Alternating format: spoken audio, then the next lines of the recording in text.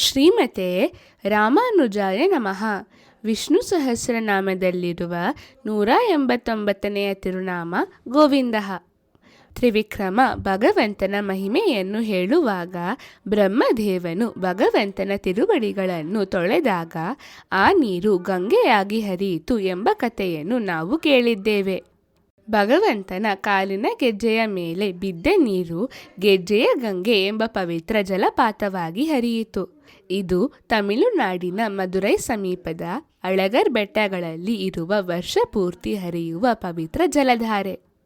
ಪ್ರತಿ ವರ್ಷ ಆಶ್ವಯುಜ ಮಾಸದ ಶುಕ್ಲ ಪಕ್ಷದ ದ್ವಾದಶಿಯಂದು ಕಳ್ಳಳಹರ್ ಪೆರುಮಾಳನ್ನು ಪವಿತ್ರ ಸ್ನಾನಕ್ಕಾಗಿ ಈ ಜಲಪಾತಕ್ಕೆ ಕರೆದುಕೊಂಡು ಹೋಗುತ್ತಾರೆ.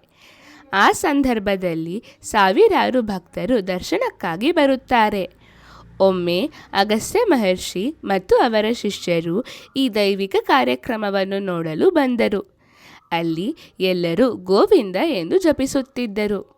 ಅದನ್ನು ಕೇಳಿದ ಒಬ್ಬ ಶಿಷ್ಯನು ಅಳಗರರನ್ನು ಏಕೆ ಗೋವಿಂದ ಎಂದು ಕರೆಯುತ್ತಾರೆ ಎಂದು ಕೇಳಿದನು. ಆಗ ಅಗಸ್ತ್ಯ ಮಹರ್ಷಿಯವರು ಹೀಗೆ ವಿವರಿಸಿದರು.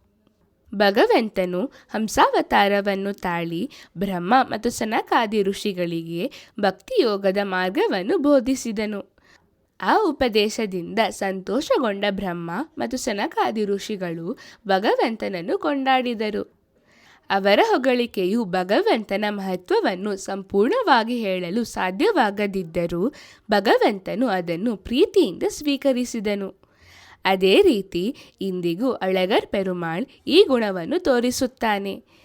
ತೀರ್ಥವಾರಿಯ ಸಂದರ್ಭದಲ್ಲಿ ಹಳ್ಳಿಯ ಜನರು ಕುರುಂಜಿ ಪಂಡ್ರಾಗದಲ್ಲಿ ಅವನ ಮಹಿಮೆಯನ್ನು ಹಾಡಿದಾಗ ಭಗವಂತನು ಅವರ ಭಕ್ತಿಯನ್ನು ಸಂತೋಷದಿಂದ ಸ್ವೀಕರಿಸಿ ಆಶೀರ್ವದಿಸುತ್ತಾನೆ.